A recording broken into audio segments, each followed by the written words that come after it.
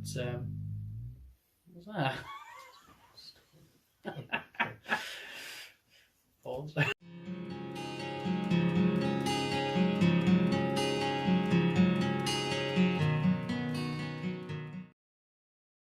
So, okay, I'm here with Michael. Michael works in retail, and he is also about to become a father. So, congratulations for Thank that. you. And I know you are happy about that. Definitely. You're on your own mental health journey, so you're well equipped to talk about these things. Well, recently I've been diagnosed with depression earlier this year, which I'm now on tablets for. Post-traumatic stress from a good 7 years ago, from when my grandfather died. Okay. Social anxiety is also another one that I struggle with. When you're in the moment, Oh, how does it? It's terrible because I mean sometimes when you can't sleep because you're either overthinking things, or you're thinking about the traumatic experiences that you've had. So therefore you can't sleep, you don't eat, don't look after yourself very well. Long term, you start getting better, and it's more, for me, it's like lack of sleep, because you're still overthinking, not as much as you used to, but you still have the odd day where you overthink. Still the odd day where you think about those traumatic days and you think, how do you get over it? And you think, oh, how would this person, or what could we have done differently to help you? Are there any behavioural in yourself signs that you are, I mean, that leads on quite nicely, that you are not in a good place and you need to either sort something out or it's going to escalate? Yeah, I mean, I get very emotional anyway, which is quite annoying, especially when you're something serious. I tend to break down quite easily, but no, I tend to get a bit more argumentative, angry a lot easier than normal. Normally takes quite a while for me to get annoyed, and the next thing you know, I'm there. It's like, well, I'm really annoyed and I don't know why. Start arguing with people. Sarcasm for me is also quite. I get a lot more sarcastic with people. If you ask a daft question, I'm going to give you a really stupid answer. Yeah.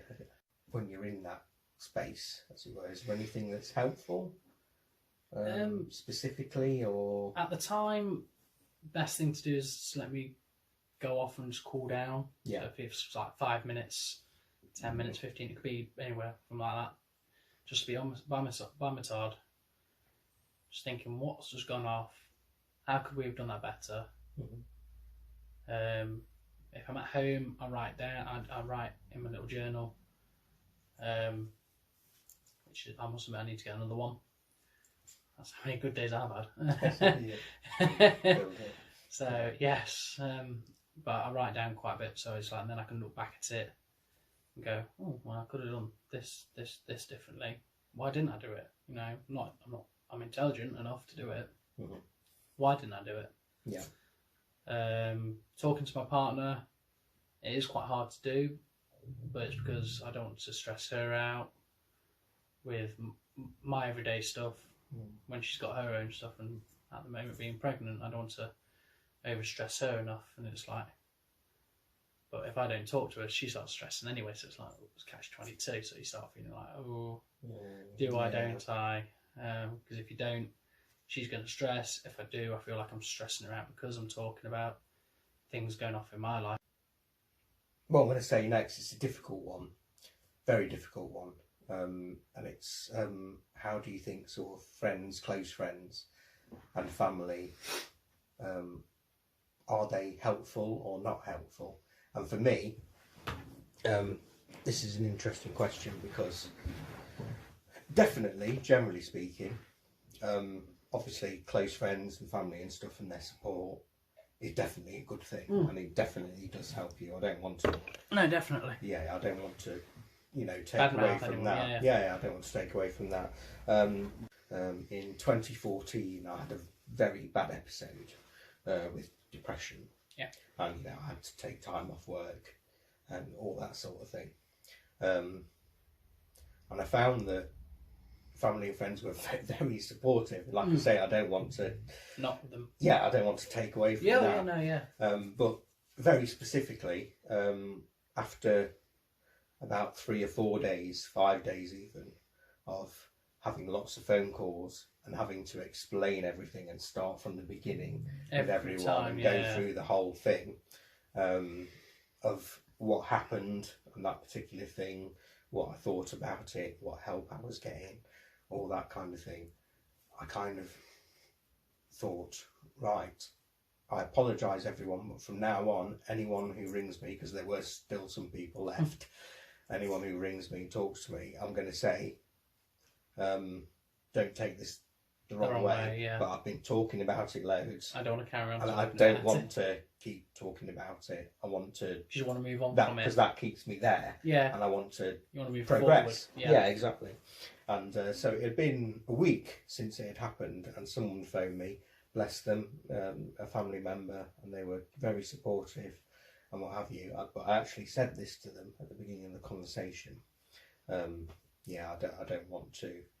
You know, no offence, I will talk about it with you at some point, probably. Yeah. But it's not right. I explained to them, you know, I had about 20 phone calls and I've had to explain the whole thing, you know, and it keeps me there, I want to move on, etc. And they did say, yeah, I understand that. But then, by the end of the conversation, because of them, I had gone through the whole thing. I had to go through the whole thing again.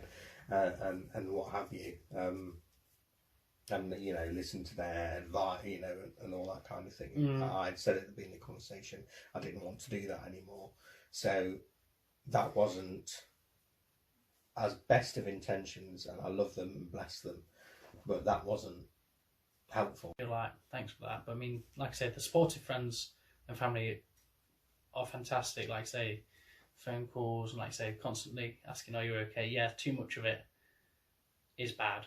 I think in my personal experience as well. It's not just me on that one. I don't think. Yeah, I think I think the best advice anyone can give you is we will listen to you and support you, which is good. Obviously, what you need to do is go and see your GP. Yeah. For a start. Oh yeah, definitely. And then accept. Or find some mental health groups, yeah. And talking about that, moving on from that, how do you have you used any sort of mental health support networks or things like that? And how have they been? Yeah, I've used quite a few. I mean, like the one with through work, which is really, really good. I ring them up probably once every 2 weeks now if I'm feeling a bit bad, feeling a bit down. Cool. Yeah. So I'm constantly in contact with them. Samaritans was a good one when I was really down. Yeah. That was really, really good. And, you know, they weren't pushy. They were like, how are you today? You know, what made you feel like this? This, you know, you're not planning on hurting yourself or anything like that. No. When I went to the GPs, they were like, here's some tablets. The waiting list to see someone is about 8 months. And it's like, it's like, really, you know, the main reason why I've come to you is so, and I even said to the GP, I don't want tablets. Because I've had friends who've been on antidepressants and they've made them feel worse.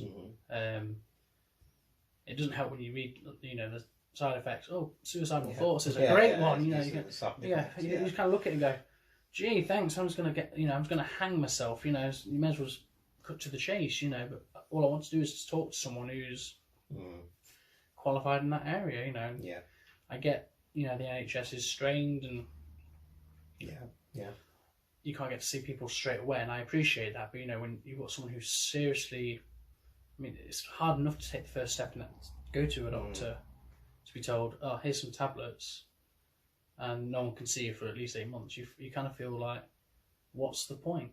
I mean, for me, my experience was going back some years. I went to the doctor. I went on tablets. When I asked for counselling therapy, I was put on a waiting list, and this was about March. And I eventually had my first session. I think I had 8 sessions in total. My first session in November. Now, the thing about that was, not only was it a long wait, but I'd actually worked through a load of stuff by then and was actually in quite a good place. Yes, by the time. So I was talking to the counsellor. It was kind of like, why we're here. Like a waste of time. I'm all right. Yeah. And it finished after, I think the maximum was 12. I don't know why there was a maximum, but there was. I think the maximum was 12, and she stopped it after 8 because everything was fine. And the worst thing was, fast forward another year, at that point, I could have done with it again. I'm struggling. Mm-hmm. Who knows if I'm going to be here in 8 months? You know, I need help now. And yeah, definitely. And that's a message for our government. We need to sort this. It's a serious thing. I'm saying no comment. Yeah.